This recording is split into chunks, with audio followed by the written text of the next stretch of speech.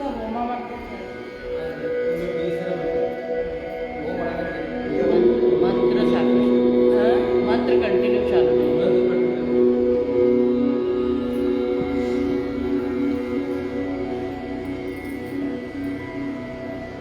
ಓಂ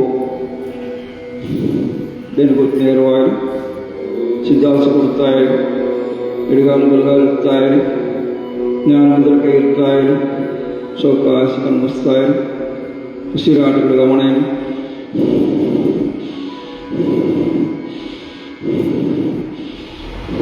ನೇರವಾಗಿ ಸ್ವಲ್ಪ ಓಂಕಾರ ಮೂರುವರೆ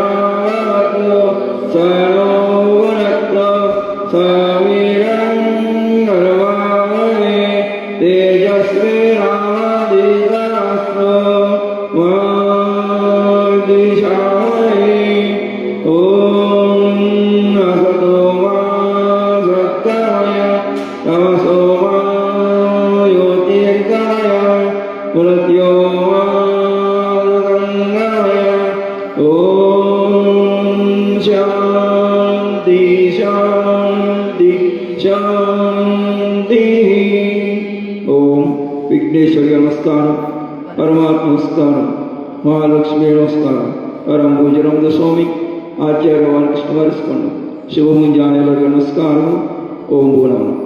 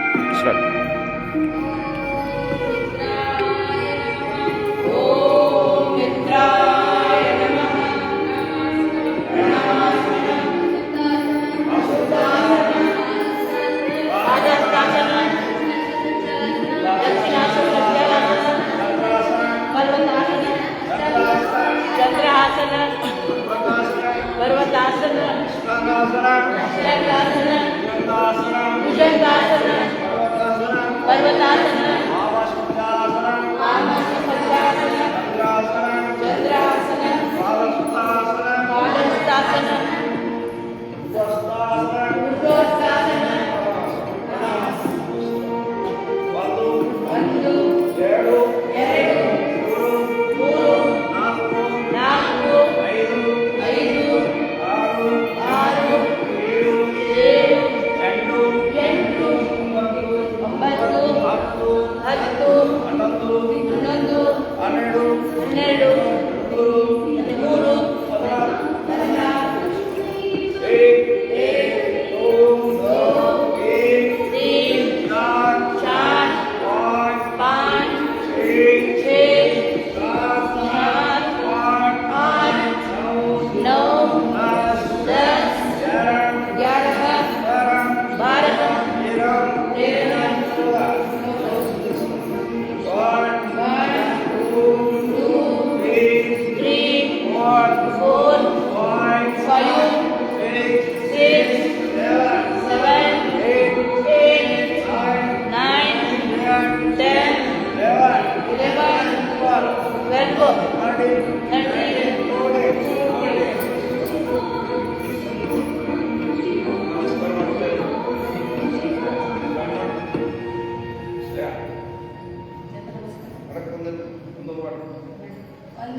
ಒಂದು ಎರಡು ಮೂರು ನಾಲ್ಕು ಐದು ಆರು ಏಳು ಎಂಟು ಏಳು ಆರು ಐದು ನಾಲ್ಕು ಮೂರು ಎರಡು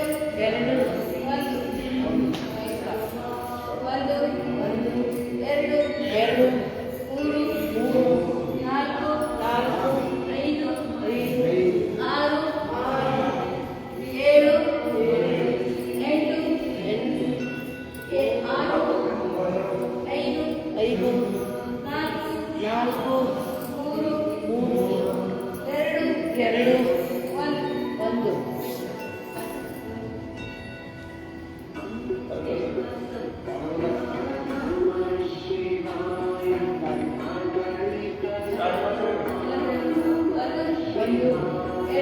ಎರಡು ಮೂರು ನಾಲ್ಕು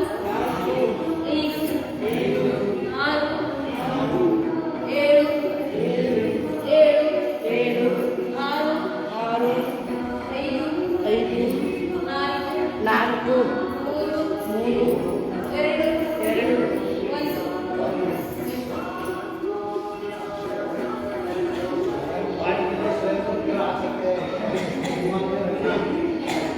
ಒಂದು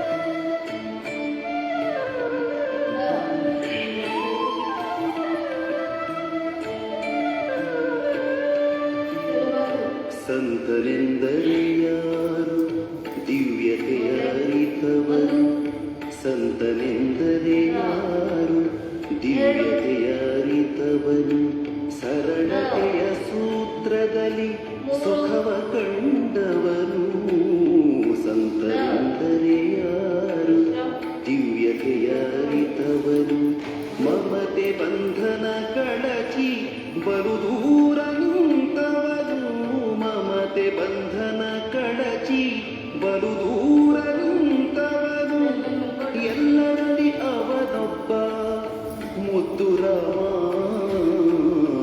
ಎಲ್ಲರಲ್ಲಿ ಅವನೊಬ್ಬ ಮುದ್ದು ರಾಮ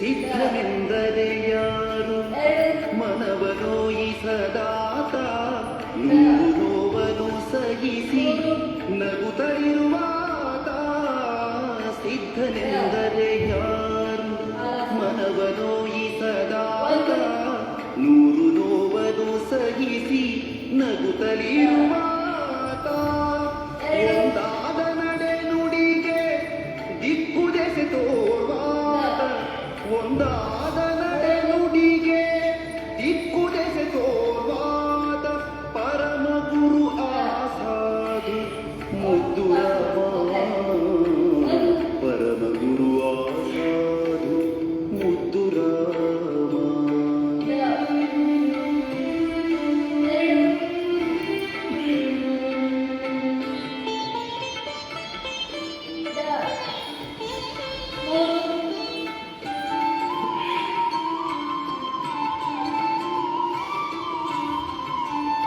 ಬೇಕು ಬೇಡಗಳಿಲ್ಲ ಕೋಪತಾಪಗಳಿಲ್ಲ ಹುಸಿ ಮಾತು ಬಿರು ನುಡಿಗಳೊಂದಿಲ್ಲ ಮನದಿ ಬೇಕು ಬೇಡಗಳಿಲ್ಲ ಕೋಪತಾಪಗಳಿಲ್ಲ ಹುಸಿ ಮಾತು ಬಿರು ನುಡಿಗಳೊಂದಿಲ್ಲ ಮನದಿ ತನ್ನದೆರುವುದನ್ನೆಲ್ಲ ಮರೆತು ನಿಂತವ ಆತ ತನ್ನದೆರುವುದನ್ನೆಲ್ಲ ಮರೆತು ನಿಂತವ ಆತ ಸಂತನೆಂದರೆ ಯೋಗಿ ಮುದ್ದು ರಾಮ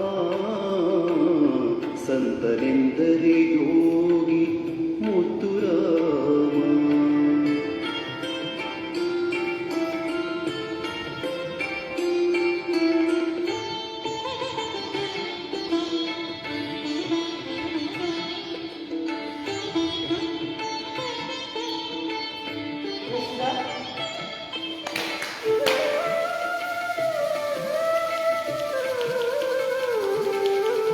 ನಾ ಕಿರಿದು ನೀ ಹಿರಿದು ಎಂದವರೇ ನಿಜ ಯೋಗಿ ನಾ ಕಿರಿದು ನೀ ಹಿರಿದು ಎಂದವರೇ ನಿಜ ಯೋಗಿ ಜಾತಿ ಮತ ಪಥದಿಂದ ದೂರ ಅವನಾತ್ಮ ಜಾತಿ ಮತ ಪಥದಿಂದ ದೂರ ಅವನಾತ್ಮ ಸೇವಕನ ಭಾವದಲ್ಲಿ ನಿಂತರದು ದಿಗ್ವಿಜಯ ಸೇವಕನ ಬೆಳಗುಟ್ಟು ನೇರವಾಗಿ ಬಸ್ರಿಗೆ ಪ್ರಣಾಮ ಮಾಡ್ತಾ ಹೋಗ್ತಾ ಇರಿ ಶಿರ ಕಡೆಗೆ ಮಾಡಿ ಸಿರ್ಕೋಮ ಹೊಟ್ಟೆ ಒಳಗೆ ಹೋಗ್ತಾರೆ ಮುಗ್ತಾರೆ ಏನು ಶ್ವಾಸ ಹೋಗ್ತಾರೆ 5-10 ಶ್ವಾಸ ಹೋಗ್ತಾ ಇರಿ ಸಂಪೂರ್ಣ ತೀವ್ರಗತಿಯಲ್ಲಿ ಮಾಡ್ತಾ ಹೋಗ್ತಾ ಇರಿ ಇದಕ್ಕೆ ಸಂಬಂಧಪಟ್ಟ ಯಾವುದೇ ಕಾಯಿಲೆ ಕಡಿಮೆ ಆಗ್ತಾ ಹೋಗ್ತು ಲಕ್ಷ ಕೊಟ್ಟು ಮಾಡ್ತಾ ಹೋಗ್ತಾರೆ 3-5 ದಿವಸ ಮಾಡ್ತಾ ಹೋಗ್ತಾ ಇರಿ 3 ವರ್ಷದಿಂದ 18 ವರ್ಷದವರು 1ರಿಂದ 3 ವರ್ಷ ಮಾಡ್ತಾ ಇರಿ 18 ಮೇಲೆ ಅವರು ಹಾರ್ಕೊಂಡು ಹೋಗ್ತದವರು 3-5 ದಿವಸ ಮಾಡ್ತಾ ಹೋಗ್ತಾ ಇರಿ ಪ್ರಾಣಾಯಾಮ ಕೊಟ್ಟು ಮಾಡ್ತಾ ಹೋಗ್ತಾ ಇರಿ ನೋಡಬಹುದು ಟೈಮ್ ಲಾಭ ಗಮನಿಸ್ತಾ ಇರಿ ದೇವ ಮನುಷ್ಯ ದೇವಾಲಯಗ್ತಾ ಇರಿ ಪರಮಾತ್ಮ ಮಂಜರಾಗ್ತಾ ಇರಿ ಶಿವಾಲಯಗ್ತಾ ಇರಿ ಓ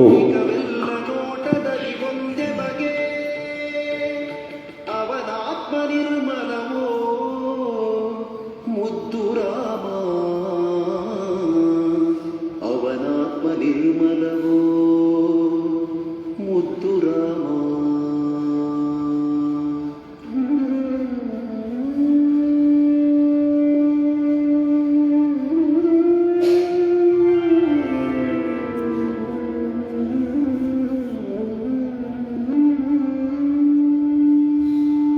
ಬಿತ್ತಿ ಭಕ್ತಿಯ ಬೀಜ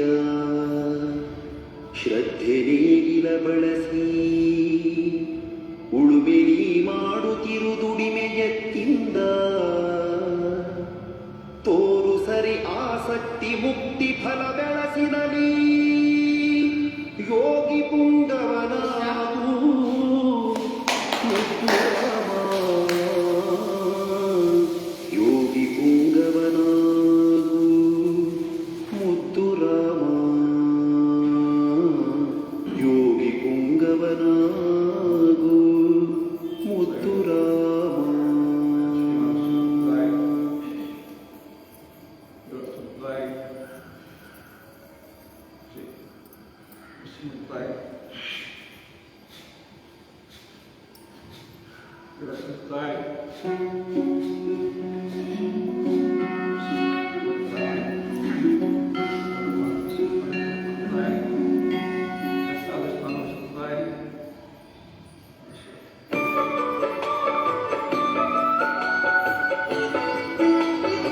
ನೇರವಾಗಿ ಪಾರ್ವತಿ ಪ್ರಾಣಾಯಾಮ ಮಾಡ್ತಾ ಹೋಗ್ತಾ ಇರಿ. 1 ಸೆಕೆಂಡ್ ಸ್ಟೋಕ್ ಮಾಡ್ತಾ ಇರಿ. 2 ಸೆಕೆಂಡ್ ಸ್ಟೋಕ್ ಮಾಡ್ತಾ ಇರಿ. ಪಾರ್ವತಿ ಪ್ರಾಣಾಯಾಮ ಮಾಡೋದನ್ನು ಸೇರಿದ ಏನು ಬದಲಾವಣೆ ಗಮನಿಸ್ತಾ ಇರಿ. ಪರಮಾತ್ಮ 7 ಚಕ್ರಗಳು ಜಾಗೃತ, ಪಂಚೇಂದ್ರಿಯಗಳು ಜಾಗೃತ, ಪಂಚಭೂತಗಳು ಜಾಗೃತಗೊಳ್ತಾವು. 1 ಸೆಕೆಂಡ್ ಪ್ರತಿಯೊಂದು ಗಮನಿಸ್ತಾ ಇರಿ. ಯಾವುದೇ ಕಾಯಿಲೆ ಕಡಿಮೆ ಆಗ್ತಾ ಹೋಗ್ತು. ಸಂಪೂರ್ಣ ಆರೋಗ್ಯವಾಗಿರ್ತದೆ. 8 ಕಾಯಿಲೆಗಳೆಲ್ಲ ಹೋಗಿಬಿಡ್ತಾವೆ. ಮುಂದೆ ಬರ್ತಾ ಇಲ್ಲಿ ಆಗಿರೋ ಸದ್ಯ ಕಾಯಿಲೆ ಅಂತ ಸಹಿತ ಕಡಿಮೆ ಆಗ್ತಾ ಹೋಗ್ತದೆ. ಅದು ನಿರಂತರ ಮಾಡ್ತಾ ಹೋಗ್ತಾ ಇರಬೇಕು. ನಿರಾಳ ಮಾಡ್ತಾ ಇರೋದ್ರೆ ಕಾಯಿಲೆ ಯಾವುದೇ ಬರ್ತಾ ಇದ್ರೆ ಅಲ್ಲೇ ಕಮ್ಮಿ ಆಗ್ತಾ ಇರ್ತದೆ. ನಾವು ರೂಢಿ ಮಾಡಿಸ್ಕೊಳ್ತಾ ಹೋಗ್ತಾ ಇರಿ. ರಾತ್ರಿ ಕಾಲವಾಗಿ ಸ್ವಲ್ಪ ತಿಳ್ಕೋತೋಗೋಣ. ಸಾಯಂಕಾಲ 6ರಿಂದ 9ರೊಳಗೆ ರುದ್ರ ಕಾಲ ಇರ್ತದೆ. ಆ ಟೈಮಲ್ಲಿ ಕೆಲಸ ಕಾರ್ಯಗಳು ಊಟಗಳನ್ನು ಸಹಿತ 9ರೊಳಗೆ ಮಾಡ್ತಾ ಇರಬೇಕು. 9ರಿಂದ 12 ಗಂಟೆಗೆ ರಾಕ್ಷಸ ಕಾಲ ಇರ್ತದೆ. ಆ ಟೈಮ್ನಾಗ ನೀವು ಯಾವುದೇ ಕೆಲಸ ಕಾರ್ಯಗಳು ಊಟ ಮಾಡಿದ ಸಹಿತ ರಾಕ್ಷಸರ ಆಗ್ತದೆ. 12ರಿಂದ 3 ಗಂಟೆ ಒಳಗೆ ಮಾಡುವ ಗಂಧರ್ವ ಕಾಲ ಇರ್ತದೆ. ನಿನ್ನೆ ನಾವು 12ರಿಂದ 3 ಸಂಕಲನ ಮಾಡೋದ್ರಲ್ಲಿ ಸ್ವಾಮೀಜಿಯವರ ಪೂಜಾ ಕಾರ್ಯಕ್ರಮದಲ್ಲಿ ಭಾಗವಹಿಸಿದರು. ಸೊ ಅವರು ಕೆಲವು ಮಂದಿ ಬಂದರು, ಕೆಲವು ಮಂದಿ ಬರೋಕ್ಕಿಲ್ಲ. ಬಂದವರಿಗೆ ಧನ್ಯವಾದಗಳು, ಬರಲು ಧನ್ಯವಾದಗಳು. ಈ ತಿಳಿಸಿದ್ದೆ ಯಾವ ಥರ ಕಾರ್ಯಕ್ರಮ ಇತ್ತು ಅನ್ನೋದು ಬೆಳಗ್ಗೆ 6 ಗಂಟೆ ತನಕ ಕಾರ್ಯಕ್ರಮ ಇತ್ತು. ನಾವು ಅಲ್ಲಿ ಬೆಳಿಗ್ಗೆ ಮುಗಿಸ್ಕೊಂಡು ಮತ್ತೆ ಇಲ್ಲಿ ಬಂದೆ ಸ್ವಲ್ಪ ರೂಢಿ ಮಾಡ್ಕೋತಾರೆ. 3ರಿಂದ 6 ಗಂಟೆಗೆ ಬ್ರಾಹ್ಮಣಿ ಕಾಲ ಇರ್ತದೆ. 3ರಿಂದ 6 ಗಂಟೆ ಒಳಗೆ ಯಾರು ಹೇಳ್ತಾರೆ ಯಾವುದೇ ಕೆಲಸ ಕಾರ್ಯಗಳು ಮಾಡ್ತಾ ಯಶಸ್ವಿ ಆಗ್ತಾ ಹೋಗ್ತದೆ. 6 ಗಂಟೆಗೆ ನಂತರ ಯಾರು ಹೇಳ್ತಾರೆ ಯಾವುದೇ ಕೆಲಸ ಕಾರ್ಯಗಳು ಮಾಡೋದು ಸಹಿತ ಇದು ಯಶಸ್ವಿ ಆಗೋದಿಲ್ಲ. ಸೂರ್ಯ ಹುಟ್ಟ ನಂತರ ಹೇಳ್ತಾರೆ ಸೂರ್ಯಪುತ್ರ ಅಂತಾರೆ ಅವ್ರಿಗೆ. ಆ ಟೈಮ್ ಇರ್ತಾರೆ ಅವರು ಸೂರ್ಯವಂಶಿ ಅಂತಾರೆ ಅವರು. ಯಾಕಂದ್ರೆ ಸೂರ್ಯ ಉದಯ ಆದ ನಂತರ ಹೇಳ್ತಿರ್ತಾರೆ. ಆ ಥರ ನೀವು ಸೂರ್ಯ ಉದಯಕ್ಕಿಂತ ಮೊದಲೇ 2ರಿಂದ 3 ತಾಸು ಮೊದಲೇ ಹೇಳ್ತಾ ಇದೆ ಅಂದರೆ ಆರೋಗ್ಯದಲ್ಲಿ ಸುಧಾರಣೆ ಆಗ್ತಾ ಯಶಸ್ವಿ ಆಗ್ತಾ ಹೋಗ್ತದೆ. ಆದಷ್ಟು ಮಟ್ಟಿಗೆ ಬೇಗ ಪ್ರಣಾಮ ಮಾಡ್ತಾ ಇರಿ. ರಾತ್ರಿ ಬೇಗ ಮಲಗ್ತಾ ಇರಿ. ಪ್ರಣಾಮ ಮಾಡ್ತಾ ಇರಿ. ಹೋಗುದು ಬದುಕಲು ಕರೀರಿ ಅಂತ ಸೌದೆ ಕ್ರಿಯೆಗಳು ನಡೆಸ್ಕೊಡ್ತಾ ಇದ್ದಾರೆ. ಆರ್ಥಿಕ ಸ್ವಾಗತ. ಓಂ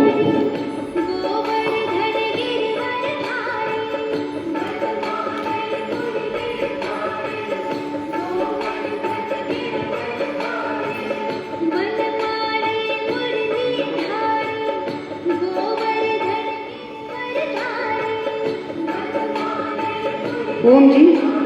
ಇವತ್ತಿನ ದಿವಸ ರಹಸ್ಯದ ಕೀಲಿಕೈ. ಇದು ರಹಸ್ಯದ ಕೀಲಿಕೈ ಏನೈತಿ ಅನ್ನೋದು ನೋಡೋಣ್ರಿ ಇವತ್ತು.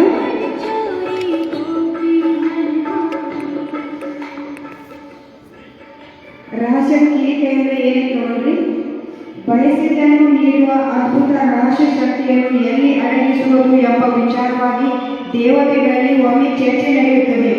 ಒಬ್ಬನು ಅದನ್ನು ಸಮುದ್ರದ ಆಳದಲ್ಲಿ ಹುದುಗಿಸೋಣ ಎಂದರಂತೆ, ಇನ್ನೊಬ್ಬನು ಎತ್ತರದ ಪರ್ವತ ಶಿಖರದಲ್ಲಿ ಹುದುಗಿಸೋಣ ಎಂದರಂತೆ, ಮಗನೊಬ್ಬ ಅರಣ್ಯದ ಗುಹೆಯಲ್ಲಿ ಅದನ್ನು ಸರಿಯಾದ ತಾಣ ಎಂದ. ದೇವತೆಗಳಲ್ಲಿ ಪ್ರಮುಖವಾದವನು ಒಬ್ಬನವನು ಹೀಗೆಂದ, ಆ ಶಕ್ತಿಯನ್ನು ಮನುಷ್ಯನ ಆಳದಲ್ಲಿ ಅಡಗಿಸಿಡೋಣ, ಅದು ಅಲ್ಲಿರಬಹುದೆಂದು ಸಂದೇಹವೇ ಇಲ್ಲ ಎಂದನಂತೆ. ಏಕೆಂದರೆ ಬಾಲ್ಯದಿಂದ ಅವನ ಮನಸ್ಸು ಹೊರಗಡೆ ಹರಿಯುತ್ತದೆ. ಆ ಅದ್ಭುತ ಶಕ್ತಿ ತನ್ನಲ್ಲಿರಬಹುದೆಂದು ಅವನು ಯೋಚಿಸದೆ ಹೊರ ಜಗತ್ತನ್ನೇ ಅವನು ಹುಡುಕುತ್ತಾನೆ. ಆದುದರಿಂದ ಆತನ ಮನಸ್ಸಿನ ಆಳದಲ್ಲಿ ಅಲ್ಲೇ ಆ ಚಿಂತಾಮಣಿಯನ್ನು ಅಂದರೆ ರಹಸ್ಯದ ಕೀಲಿಕೈಯನ್ನು ಅಡಗಿಸಿಡೋಣ ಎಂದ. ಎಲ್ಲರೂ ಆತನ ಯೋಜನೆ ತಮ್ಮ ಸಮ್ಮತಿಯನ್ನು ಸೂಚಿಸಿದರು. ಅಂತೆಯೇ ಅಲ್ಲಿ ಆ ಅದ್ಭುತ ರಹಸ್ಯ ಶಕ್ತಿಯನ್ನು ದೇವತೆಗಳು ಬಚ್ಚಿಟ್ಟರು. ಮನುಷ್ಯನ ಆಂತರ್ಯದ ಆಳದಲ್ಲಿ ಅಪಾರ ಶಕ್ತಿ ಇದೆ. ಕತೆ ಹೇಳುವ ಸತ್ಯ ಇದು. ಅವನಿಗೆ ಯಾವುದು ಬೇಕೆನಿಸಿದರೂ ಅದನ್ನು ಪಡೆಯಬಲ್ಲ. ಆತನ ಪಾಲಿಗೆ ಯಾವುದು ಅಸಾಧ್ಯವಲ್ಲ.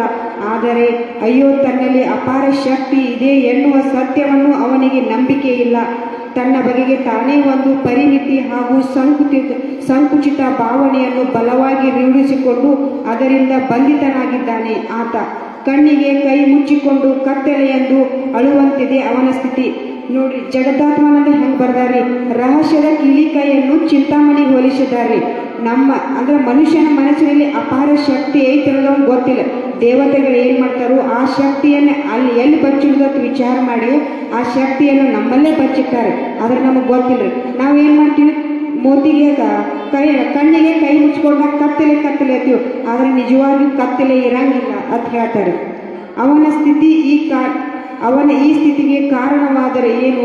ಅಜ್ಞಾನವೇ ಕಾರಣ. ನೋಡ್ರಿ, ಅಜ್ಞಾನವೇ ಕಾರಣ ಅಂತ ಹೇಳ್ತಾರೆ. ತುಣುಕು ವಸ್ತುವಿನಿಂದ ಶಕ್ತಿ ಅಡಗಿದೆ ಎಂಬುದನ್ನು ಐನ್ಸ್ಟೈನ್ ಹೇಳುವುದಕ್ಕೆ ಮೊದಲು ತಿಳಿಯಲಿಲ್ಲವೇ? ನೋಡಿ, ಬೇರೆ ದೇಶದಿಂದ ಬಂದ ಐನ್ಸ್ಟೈನ್ ಅಣು ಅಂದ್ರೆ ಒಂದು ತುಣುಕದಾಗ ಒಂದು ಅಪಾರ ಶಕ್ತಿ ಅಡಗಿತೈತೆ ಅವ್ರು ಹೇಳ್ರಿ. ಆದರೆ ನಮಗೆ ಗೊತ್ತಾಗಲಿಲ್ಲ. ಇದಕ್ಕೂ ಕಾರಣ ಅಜ್ಞಾನವೇ. ಸಹಸ್ರಾರು ವರ್ಷಗಳಿಂದ ಜನ ಭೂಮಿ ಚಪ್ಪಟೆ ಎಂದು ತಿಳಿದಿದ್ದರೂ ಕಾರಣವೇನು? ತೋರಿಕೆಯನ್ನೇ ಸತ್ಯವೆಂದು ನಂಬುತ್ತೀವಿ. ನಾವು ಯಾರ್ಯಾರು ಏನೋ ಸುಳ್ಳು ಹೇಳಿ ಅದನ್ನು ನಂಬಿಕೆ ತಿಳ್ಕೊತೀವಿ. ಅದನ್ನು ನಾವು ಕರೆಕ್ಟಾಗಿ ತಿಳಿಯಂಗಿಲ್ಲ. ಅದಕ್ಕೆ ಭೂಮಿ ಚಪ್ಪಟೆ ಆಗೈತೆ ಅಂದ್ರೂ ಅದನ್ನು ನಂಬಿಕೊಂಡು ನಾವು ಬಂದಿವತ್ತು ಹೇಳ್ತಾರೆ. ಜಗತ್ತಿನ ಬೇರೆ ಬೇರೆ ಭಾಗಗಳಲ್ಲಿ ಕಂಗೊಳಿಸಿದ ಮಹಾ ಅನುಭಾವಿಗಳು, ಪುರಾತನ ಭಾರತದ ಋಷಿಗಳು ಮನುಷ್ಯನ ನೈಜ ಸ್ವರೂಪದ ಬಗೆಗೆ ತಮ್ಮ ಅಲೌಕಿಕ ಅನುಭವದ ಬಲದಿಂದ ಒಂದು ಅದ್ಭುತ ಸೂತ್ರವನ್ನು ಕಂಡುಕೊಂಡಿದ್ದರು. ಆಧುನಿಕ ವಿಜ್ಞಾನ ಕ್ರಮದಲ್ಲಿ ನಡೆದು ಅಸಂಖ್ಯ ಸಂಶೋಧನೆಗಳೇ ಆ ಸೂತ್ರವನ್ನು ಪುಷ್ಟಿಸುತ್ತದೆ ಎಂಬುದನ್ನು ನಿಮಗೆ ಈ ಅಧ್ಯಾಯವನ್ನು ಓದಿ ಮುಗಿಸುವುದರೊಳಗೆ ನಿಶ್ಚಯವಾದ ಅದನ್ನು ಸರಿಯಾಗಿ ತಿಳಿದುಕೊಳ್ಳುವಂತಹ ವ್ಯಕ್ತಿ ಜೀವನದಲ್ಲಿ ಸಾಮಾಜಿಕ ಜೀವನದಲ್ಲೂ ಆಶ್ಚರ್ಯ ಹಾಗೂ ಕ್ರಾಂತಿಕಾರಿ ಬದಲಾವಣೆಗಳನ್ನುಂಟು ಮಾಡಲು ಸಾಧ್ಯ. ನಮ್ಮ ವ್ಯಕ್ತಿತ್ವದ ನಿಗೂಢ ರಹಸ್ಯವನ್ನು ಬಿಡಿಸಿ ಬದುಕಿನ ಅರ್ಥ ಉದ್ವೇಗಗಳನ್ನು ತಿಳಿಸಿಕೊಳ್ಳುವ ಸೂತ್ರ ಇದು. ನೋಡ್ರಿ, ಚಿಂತಾಮಣಿ ಅಂದ್ರೆ ರಹಸ್ಯದ ಕೀಲಿಕೈ. ದೇವತೆಗಳು ಎಲ್ಲಿ ಬಚ್ಚಿಡಬೇಕು ಅಂತೇಳಿ ಎಲ್ಲ ವಿಚಾರ ಮಾಡ್ತಿರ್ತಾರೆ. ಒಬ್ಬರ ಬೆಟ್ಟದ ಮೇಲೆ ತರೋ, ಒಬ್ಬರು ಸಮುದ್ರ ಒಳಗತ್ತಾರೋ. ಆದರೆ ಒಬ್ಬ ಏನತ್ತಾನು ಮನುಷ್ಯನ ಕಡೆ ಎಲ್ಲ ಇರ್ತಾರೆ, ಅವ್ನಿಗೇನೂ ಗೊತ್ತಿಲ್ಲ. ಮನುಷ್ಯನ ಅಂತರಾಳದಾಗ ನಾವು ಮುಚ್ಚಿಟ್ರೆ ಅದು ನಮ್ಗೆ ಅದು ಸೇಫ್ ಇರ್ತದೆ ಅಂತ ಹೇಳಿ ಅಲ್ಲಿ ಮುಚ್ಚಿಡ್ತಾರೆ.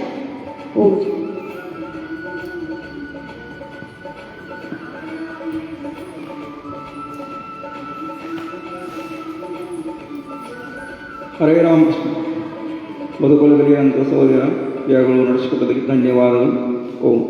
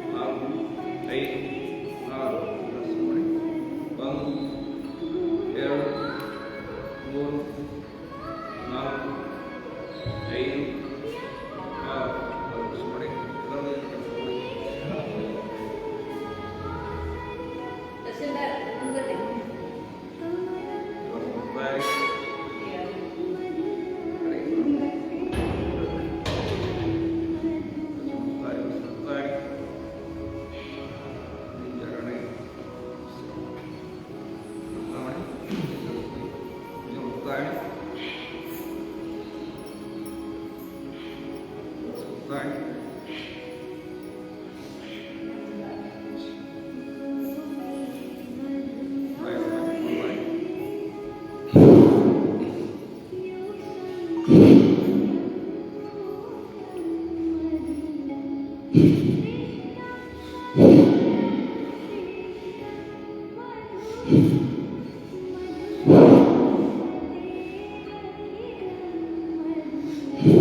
Mr. Roy.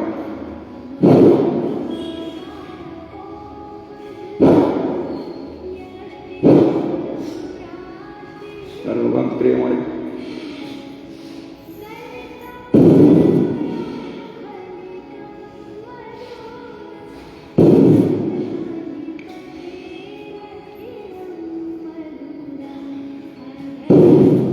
Devanamai.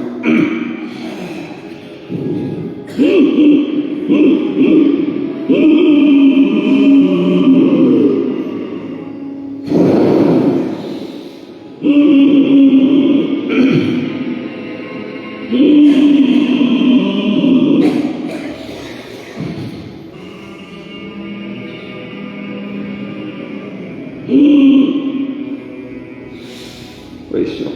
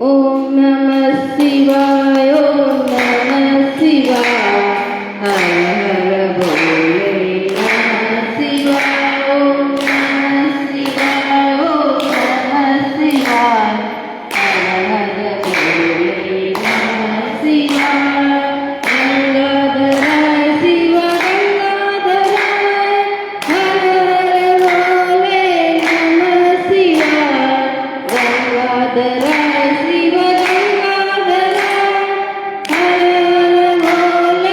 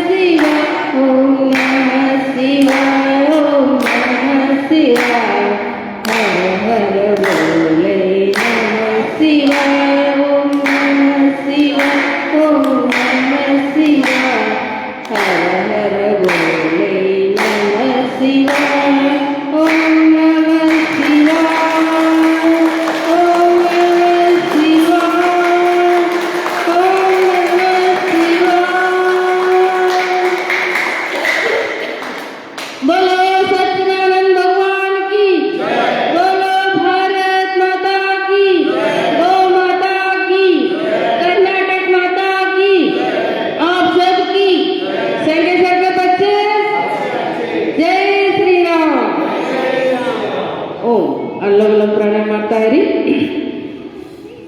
ಪದ್ಮಾಸನ, ಸುಖಾಸನ, ವಜ್ರಾಸನ ಯಾವ ರೀತಿ ಕೂಡ್ತೀರಿ ಕೂಡ್ರಿ. ವಜ್ರಾಸನದಲ್ಲಿ ಕೂಡೋದ್ರಿಂದ ನಮ್ಮ ಸೇರು ವಜ್ರ ಥರ ಗಟ್ಟಿ ಆಗ್ತದೆ. ದಿನ ಊಟ ಆದ ನಂತರ ಒಂದು 5 ರಿಂದ 10 ನಿಮಿಷ ನಾವು ಕೂಡುವುದರಿಂದ ಊಟ ಮಾಡಿದ್ದೆಲ್ಲ ಪಚನ ಕ್ರಿಯೆ ಆಗ್ತದೆ. ದಿನಂಪ್ರತಿ ಮಾಡ್ತಾ ಬನ್ನಿ. ಓಂ ಪೂರಕ ಕುಂಭಕ ರೇಚಕ ಮಾಡ್ತಾ ಇರಿ. ಸಾವಕಾಶವಾಗಿ ಉಸಿರನ್ನು ತೆಗೆದುಕೊಳ್ಳೋದು, ಸಾವಕಾಶ ಉಸಿರನ್ನು ಹೊರಗಾಕ್ತದೆ. ಓ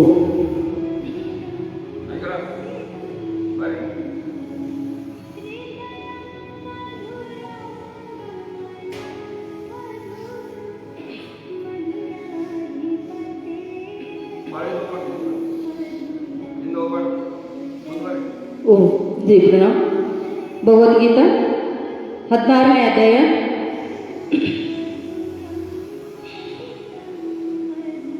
ದೈವ ಹಾಗೂ ಅಸುರಿ ಸ್ವಭಾವಗಳು.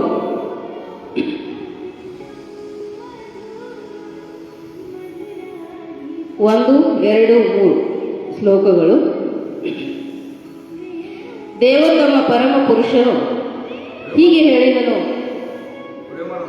ಭರತ ವಂಶನಾದ ಅರ್ಜುನನೇ, ಅಭಯ ಅಸ್ತಿತ್ವದ ಶುದ್ಧಿ, ದಿವ್ಯ ಜ್ಞಾನವನ್ನು ಬೆಳೆಸಿಕೊಳ್ಳುವುದು, ಧ್ಯಾನ, ಆತ್ಮ ಸಂಯಮ, ಯಜ್ಞ, ವೇದಾಧ್ಯಯನ, ತಪಸ್ಸು, ಸ್ಮರಣೆ, ಅಸಂಹಿತೆ, ಸತ್ಯ, ಕೋಪ ಮಾಡಿಕೊಳ್ಳದಿರುವುದು, ತ್ಯಾಗ, ಶಾಂತಿ, ತಪ್ಪು ಹುಡುಕುವುದರಲ್ಲಿ ವಿಮುಖತೆ, ಎಲ್ಲ ಜೀವಿಗಳಲ್ಲಿ ದಯೆ, ದುರಾಸೆ ಇಲ್ಲದವರು, ಮೃದು ಸ್ವಭಾವ, ನಮ್ರತೆ, ದೃಢ ಸಂಕಲ್ಪ, ತೇಜಸ್ಸು, ಕ್ಷಮೆ, ಸ್ಥೈರ್ಯ, ಶುಚಿತ್ವ ಮತ್ತು ಅಸೂಯೆಯಿಂದಲೂ ಗೌರವಕ್ಕಾಗಿ ಆಸೆ ಪಡುವುದರಿಂದಲೂ ಮುಕ್ತವಾಗಿರುವುದು. ಈ ದಿವ್ಯ ಗುಣಗಳು ದೇವಿ ಸ್ವಭಾವವಿರುವ ಪುಣ್ಯಶೀಲರಲ್ಲಿ ಇರುತ್ತದೆ.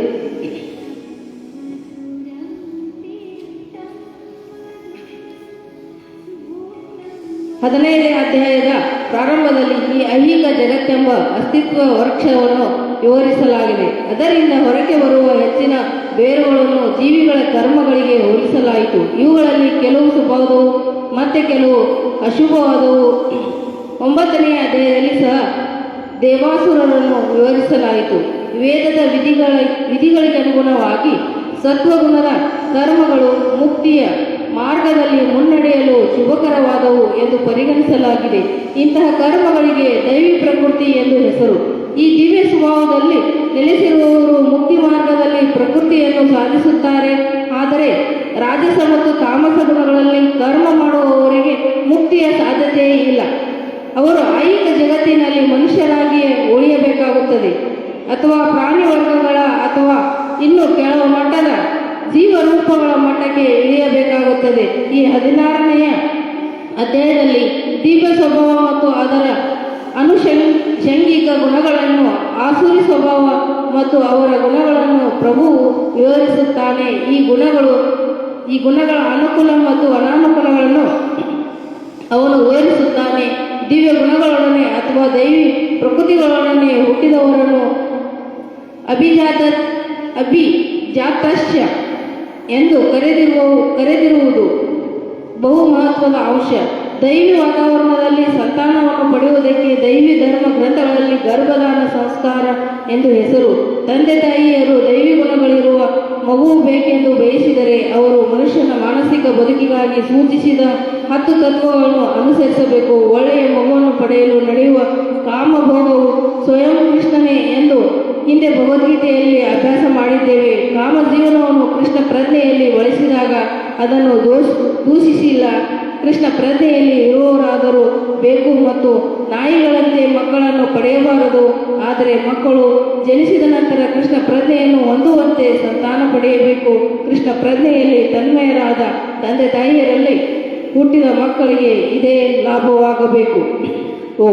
ಇಲ್ಲಿವರೆಗೆ 1ರಿಂದ 3ನೇ ಶ್ಲೋಕದೊಳಗ ಈಗ 1 ಪೇಜ್ ಮುಗಿದಿದೆ, ಇನ್ನೂ 4 ಪೇಜ್ ಇದಾವೆ.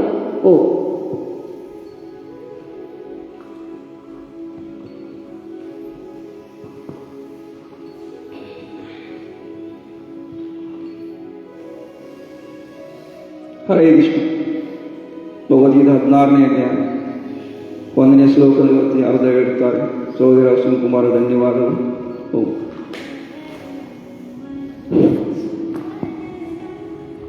ಎಸ್ಕೋಟ್ ಮಾಡ್ತಾ ಹೋಗ್ತಾ ಇರಿ. ಶ್ವಾಸ ಕಡೆಗವಣೆ ಎಷ್ಟು ಸಾವಕಾಶ ಶುರು ಆಗ್ತಾರೆ ಸ್ಟಾರ್ಗಳು ಮೂಗಿನತ್ತ ಹತ್ತಿರ ಸೈಡ್ ಅಳಗಾಡ್ಬೇಡ ಅಂತ ನಾನು ಮುಗಿಸಿಟ್ಕೊಳ್ತಾ ಇರಿ. ಶುರು ಆಗ್ತಾ ಇರಿ. ನರದ ದೌರ್ಬಲ್ಯ ಸಮಸ್ಯೆ ಕಡಿಮೆ ಆಗ್ತಾ ಹೋಗ್ತು. ಬಿ ಸಮನ ಆಗಿರ್ತಾ ಹೋಗ್ತು. ತೈಲ ಉತ್ಪಾದನೆ ಕಣಿಸು ಕಮ್ಮಿ ಆಗ್ತಾ ಹೋಗ್ತು. ಲಕ್ಕೋಡ ಕಸಿದ ಸಹಿತ ಕಮ್ಮಿ ಆಗ್ತಾ ಹೋಗ್ತು. ಸರ್ವಾಂಗೀಣ ಬರೋ ದೌರ್ಬಲ್ಯ ಸಮಸ್ಯೆ ಕಮ್ಮಿ ಆಗ್ತಾ ಹೋಗ್ತು. ಅವರ ಪದಿ ಟೈಮ್ ಲಾಗ್ನೂರು ಅನ್ನಿಸ್ತಾ ಇರಿ. ದೇವ ಮನಸ್ಸು ದೇವಾಲಗ್ತಾ ಇರಿ. ಪರಮಾತ್ಮ ಮಂದಿರಾಗ್ತಾ ಇರಿ. ಶಿವಾಲಗ್ತಾ ಇರಿ.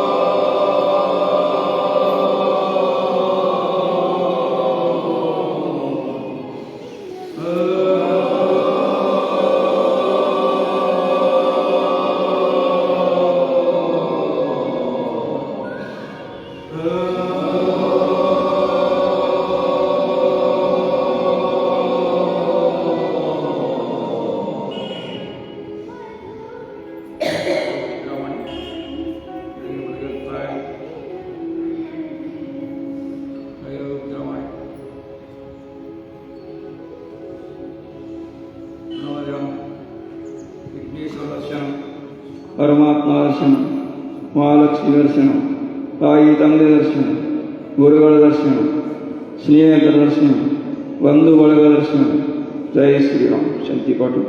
ಓಂ ದೇವ ಶಾಂತಿ ಅಂತರಿಕ್ಷಂ ಶಾಂತಿ ಪೃಥ್ವಿ ಶಾಂತಿ ಆಕಾಶ ಶಾಂತಿ ಔಷಧಿ ಶಾಂತಿ ವನಸ್ಪತಿ ಶಾಂತಿ ವಿಶ್ವದೇವ ಶಾಂತಿ ಬ್ರಹ್ಮ ಶಾಂತಿ ಸರ್ವಂ ಶಾಂತಿ ಶಾಂತಿರೇವ ಶಾಂತಿ ಸರ್ವ ಶಾಂತಿ.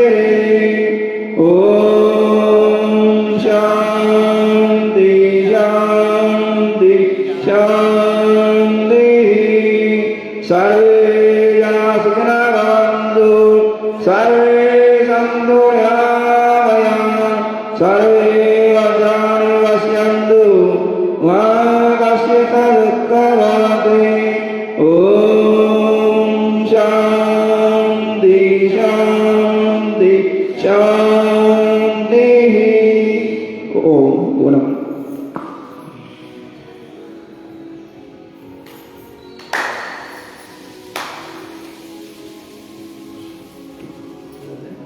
Sir.